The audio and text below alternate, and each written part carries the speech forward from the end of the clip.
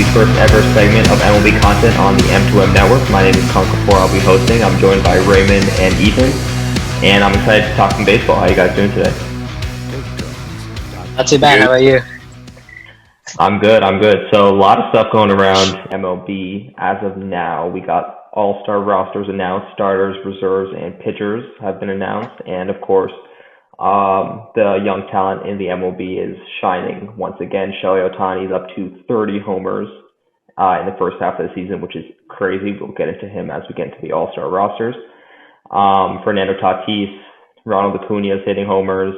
Vladdy Jr. is hitting homers. The young talent is shining as usual lately in the MLB. So we're gonna get started right now, just looking at the All-Star roster. So I'm just gonna run through the starters for the National League, and then I'll get you guys' reactions. So at catcher, the National League catcher is Buster Posey. First baseman is Freddie Freeman. Second base, Adam Frazier. Shortstop is Fernando Tatis Jr. Third base, Nolan Arenado. And then starting outfield is Acuna, Winker, and Castellanos. So what do you guys think of the National League starters? So the starters are, I think, at the end of the season, they will probably be. It's hard to argue that they won't be the best or one of the best at their position, but just so far, like first off, like the first baseman side. So with Freddie Freeman in there, I think there's a couple other first basemen that should have made the spot. So somewhat biased, but I think it's not kind of unreasonable to think that Max Muncy should have been in that one in that first base position. I think there are a couple of other first basemen as well that have been doing a little bit better. Freddie's been a little bit underwhelming. I mean, he's going to even out, as the season goes on, but just as the first half of the season, he's been somewhat underwhelming. So that's like the one problem I have. Everything else looks pretty okay. Yeah, I'd agree. Yeah. I think in a lot of ways it's kind of the same names you always see, which makes sense to an extent. Like they're good players, they're going to bring it every year. But I do think you see the impact of the voting process and the way, particularly with fan voting, like the big names kind of have a leg up on some of the other guys who might be having good seasons when they're not usually having good seasons, or combined with the fact that they're having good seasons on teams that don't get a lot of play. Mm-hmm. Yeah, I think Muncy definitely is for the starters, at least in the infield, is the prime one for the National League. I mean, Freddie Freeman has been okay this year. He's definitely heated it up a bit in the later half of the first half. But I think Muncy, he's like leading the majors in OBP and walks. He has like the best play discipline in the entire league, or at least at the first base position in the NL. So I think, and it's interesting. The Braves definitely have one of the most consistent fan voting records when it comes to the All-Star game. I mean, they've got Acuna starting, they got Freeman starting, then Albies is the reserve at second base also. But I think Muncy, All-Star snubs is kind of like whatever if you're in the game anyway. But starters, like that does come into play when it comes to contracts and stuff like that with players, if they're an All-Star starter or not. So, it could be potentially like an important thing for a player to get that All-Star starter nod or something like that. So I think that Freeman, he's one of the bigger names in baseball. He won the MVP for the NL last year, so that's going to come into play. It shouldn't, but it will, regardless of what people are doing this year. Freeman was the biggest hitter in the NL last year, so that's definitely going to come into play. But I think I think Adam Frazier being voted in the starter at second base that's one of my favorite picks, because he is on the Pirates, and Pirates suck, and you won't think that they're going to have like a great fan voting presence, but he was voted in over Ozzie Albies, which I thought was interesting. I think Adam Frazier, he's up there in batting average, up there in hits, and I mean, for a young player like that, getting that All-Star nod is huge. So what do you guys think about Adam Frazier beating Ozzie Albies for the All-Star starter? The Pirates played the Dodgers a couple of weeks ago, so I was watching that series. But he's genuinely a good player. I was his name has been on like the top leaderboards for batting average since the start of the season. So I was just kind of thinking, oh, when's that name gonna fall off? Which is like watching him play, he's genuinely a good player. You say he's pretty young as well. I think he's young. He might not actually be young. I thought he's 24. He's 24, so he's young. Yeah. Okay. Yeah, him and Brian Reynolds definitely are doing things that you would not expect from a team as bad as the Pirates. Right. But they've definitely been like the underrated players in the league, and it's nice to see them getting into the All-Star game for sure. I mean, to be honest, I think I do prefer Albies over Frazier, just because Albies has that. It's not just all about batting average. Albies has the pop, so it's like always kind of fun to see, and it's a very valuable part of today's game as well. So, I would have probably picked Albies over Frazier, but can't be mad about that selection. That's just kind of like a toss up. It was definitely not a snub.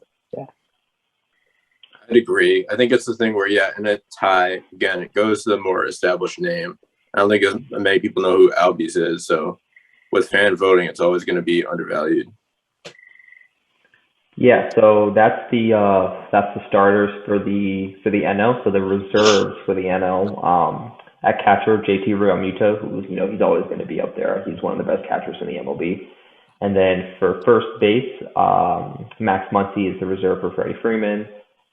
Second base, Ozzie Albies and Jake Cronenworth are the reserves. Jake Cronenworth having a very good season for the Padres once again, after he finished top 4 in Rookie of the League voting, I believe, last year. And then behind Fernando Tatis at shortstop, Trey Turner and Brandon Crawford.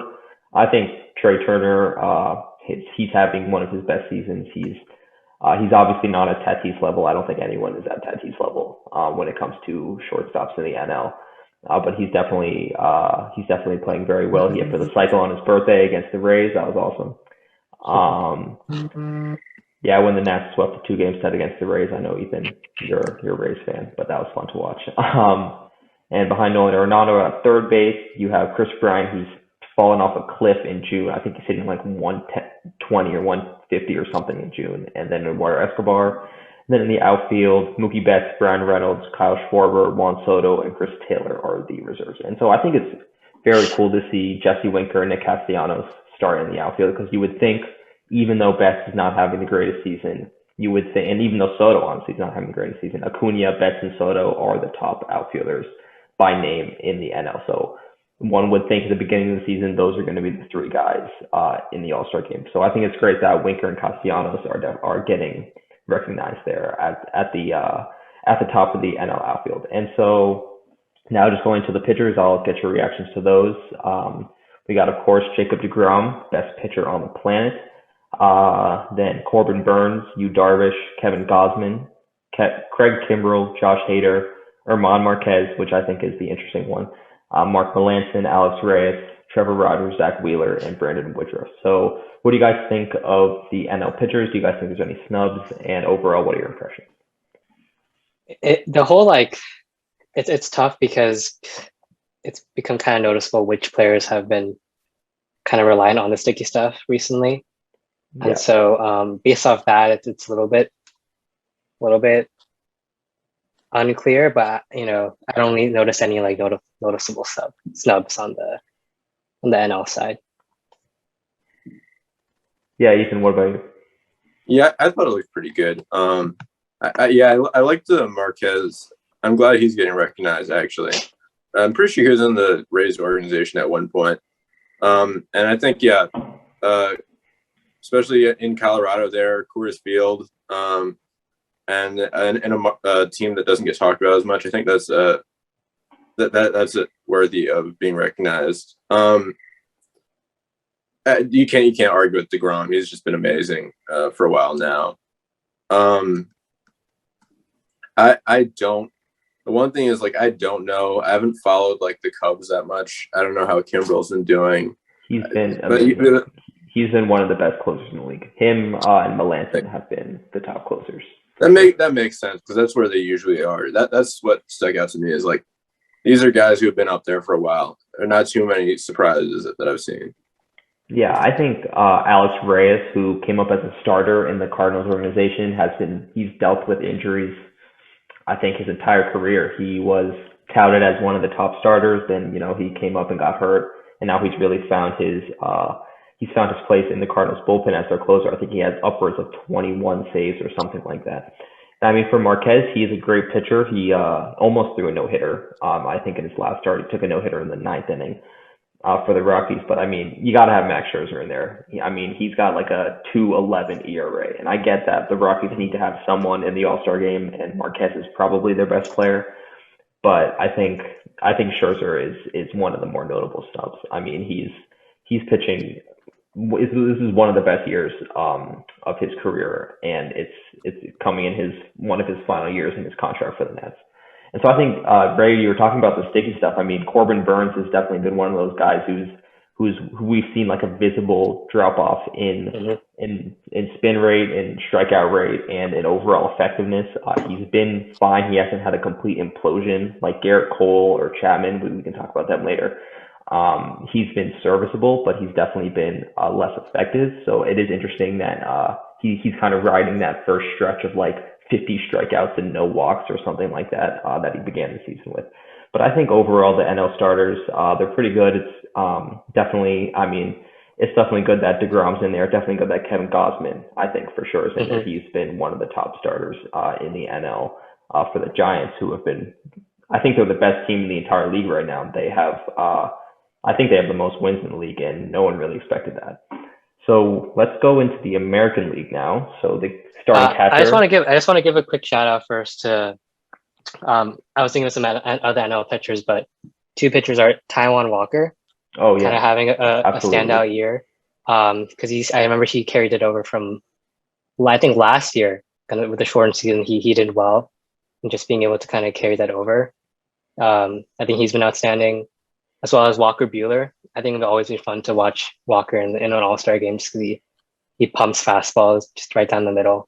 So like two guys that I don't really know how, like, is it like a reserves process for pitchers? I don't really know what happens, but yeah, for like injured players, and I think there's going to be reserve spots.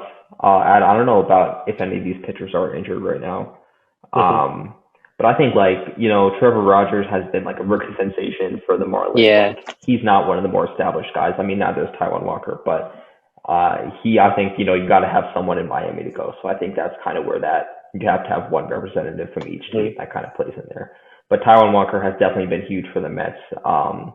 And an injury-stricken season for them. They're in first place because of their starting pitching. And Taijuan Walker, right. Marcus Stroman, and Jacob deGrom have really stepped up there.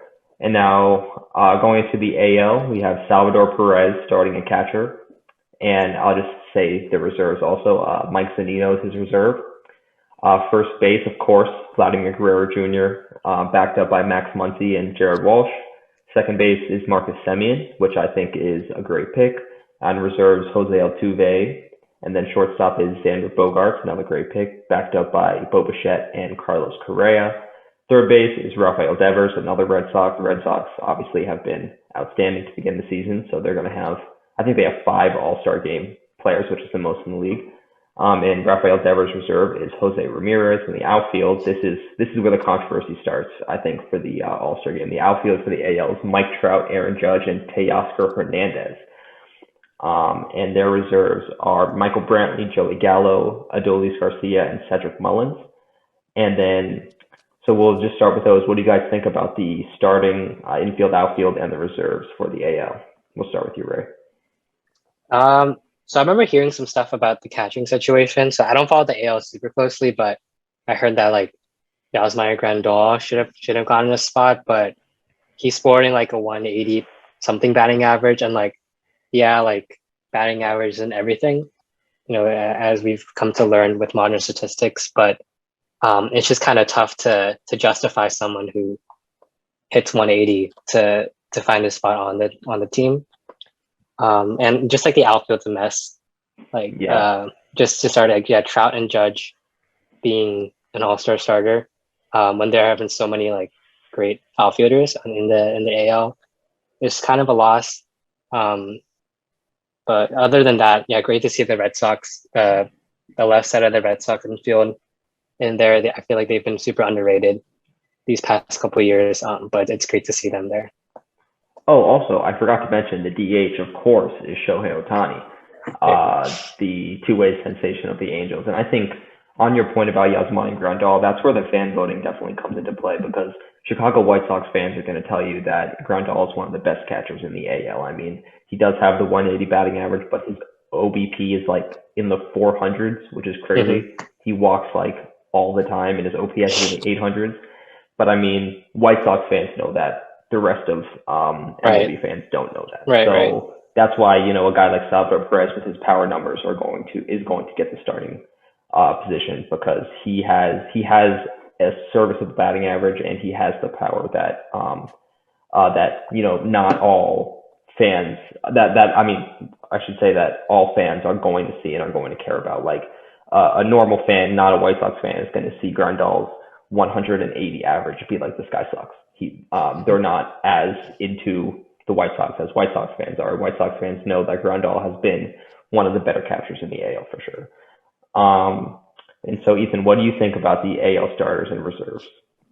Yeah, so the one thing that jumps out to me, and obviously I'm biased as a Rays fan, but I do think it's interesting, as you say, like, so the Rays had one All-Star selection in Mike Zunino, which, like, one compared to all the Toronto offensive players who've gotten in when they've been a decent team over this year, but I'm not sure. They definitely don't look sure to be a playoff team. Their offense is good, but I don't think they're like an incredible offense. Along with it, I kind of expect the Yankees and Red Sox to get like a few more. But I think it's interesting that those teams in the AL East have gotten so many more selections, especially on offense than the Rays. And then also, if you're gonna pick all these offensive players on the Blue Jays based on how they've been scoring, it's interesting to me that the one Ray who was picked was Mike Zunino.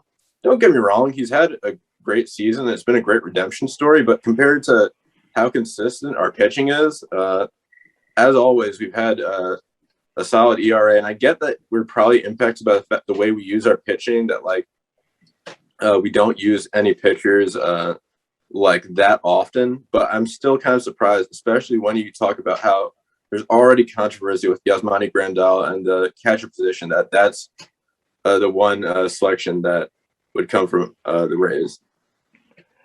Yeah, and I think that it is interesting that you talk about the Rays. Like, Tyler Glasnow was one of the best starting pitchers in the entire league before he got hurt, and I think part of it has to do with that. MLB players, or however the pitchers are voted in, they're not voting for injured players, right?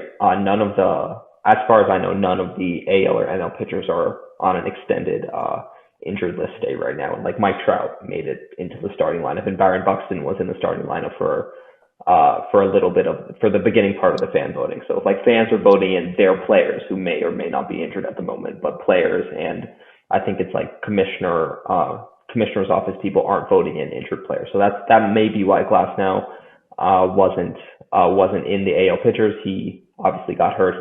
I don't know if he's requiring surgery. He might, but he might just try to come back for the end of the season. But fans vote in the players that they like, and Mike Trout is injured, but fans like Mike Trout, so they're going to vote him in. You know what I mean? So that could be part of it. That could be why, because the Rays' strength, Tyler Glasnow has definitely been one of their strengths, and he got hurt before voting started. And I think also, just talking about this outfield, Teoscar Hernandez has been great this season, but I think Cedric Mullins has been better, if not. I mean, I think he might have deserved to be above Mike Trout in this, just because Mike Trout is hurt, not because I think Mullins is better than Trout. But I think that Mullins is, first of all, he's healthy, and second of all, he's been amazing this season. So I think at least putting him in as a starter would make sense. He is on Baltimore, of course. Baltimore is not good. They're not a good team. That could be part of it. What do you guys think about the outfield? Do you guys think of any other snubs that may have been snubbed? Maybe not necessarily a snub, because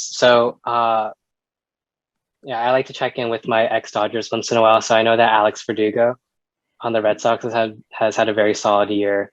I feel like he might have had a shot to make it, but I know that the AL with the DH spot kind of takes away some of the outfield positions.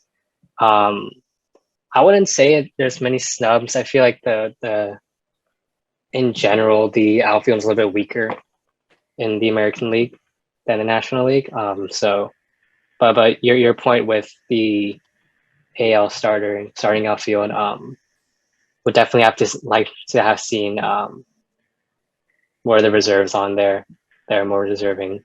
I just have a personal problem with the fact that Aaron Judge was even voted in the game at all.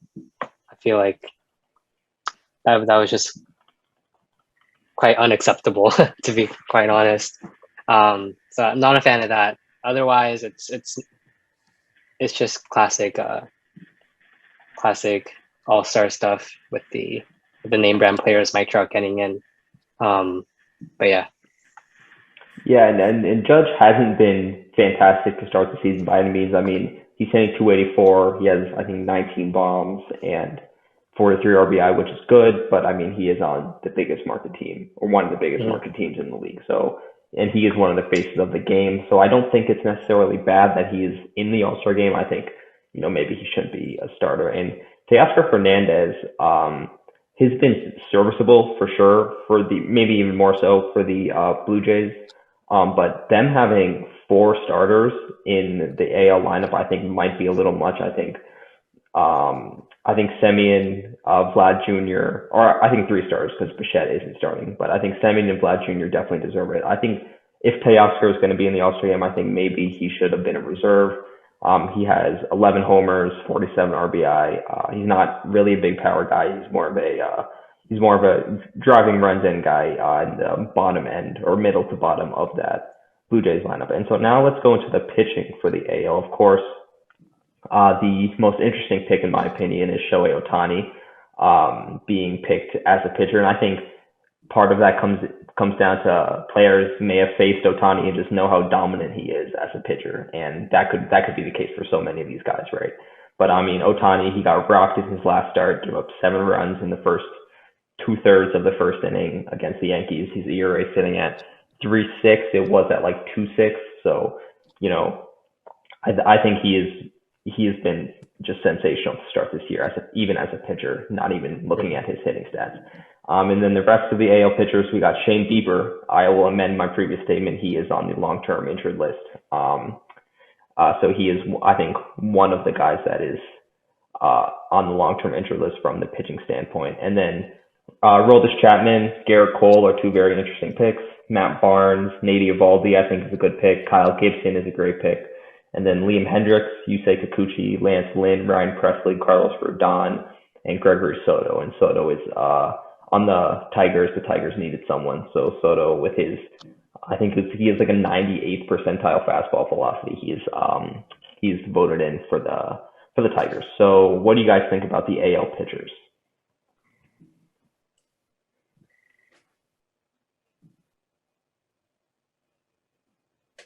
I think, like Eovaldi, I think is a good pick. We just talked about the injuries and how as it relates to Tyler Glasnow.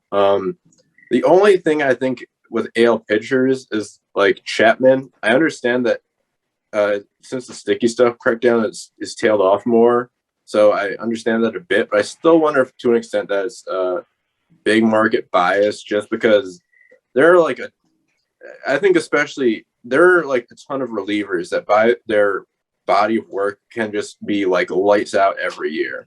And I don't know that Chapman, if he didn't have that name, has put out enough like this specific year to be considered over all the potential guys that have been coming through for and helping their team win a lot more than the Yankees have so far.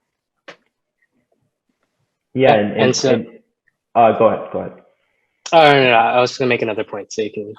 Yeah, just for Chapman, I mean, he started off this year just on an insane run. I think he had maybe like 11 innings, 10 saves, and no runs given up or something like that. And then obviously he's fallen off a cliff here since I mean, we could say we don't know for sure, but since the sticky stuff crackdown, he has just been absolutely terrible. He recently blew a save against the Mets in a game that, and I mean, the Yankees need to win every game that they can, and Chapman is not helping them out in that regard at all. So I think, maybe the voting happened a little bit before he started like being as horrible as he was. Maybe players are like, okay, he's a Aroldis Chapman, he's got to be in the All-Star game. I think this is 7th straight for him. So I think he's definitely reliant on being that kind of name brand reliever. And so, Ray, what were you going to say?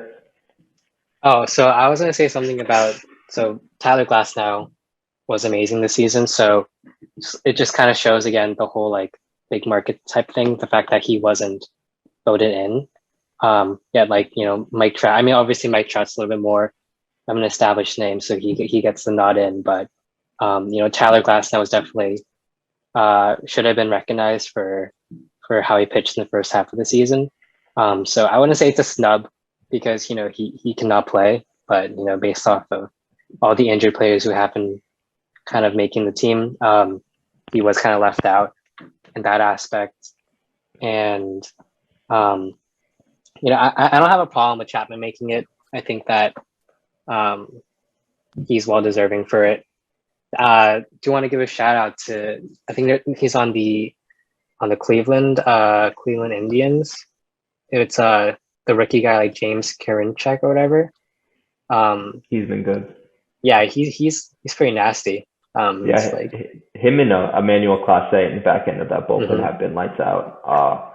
And Karinchak was the guy also last year coming in for the Indians, and then he had some struggles earlier this year, but he is, like, you watch him pitch, his stuff is just nasty. And the back end of so many teams' bullpens, except the Nats somehow, are just filled with these flamethrowers, and Karinchak and Clase are just two of those guys. And I think that you talked about like the back end of bullpens, like Chapman, he does throw 103.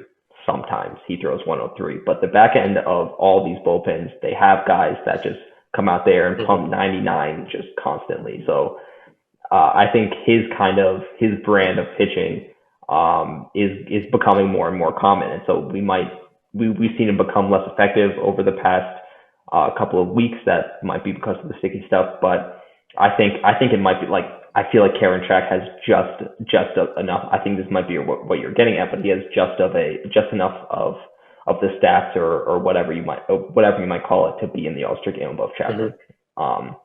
And I mean, Chapman's on the Yankees. He's a Aroldis Chapman, so that definitely is going to come into play for the AL. And I think just one more shout out for the AL.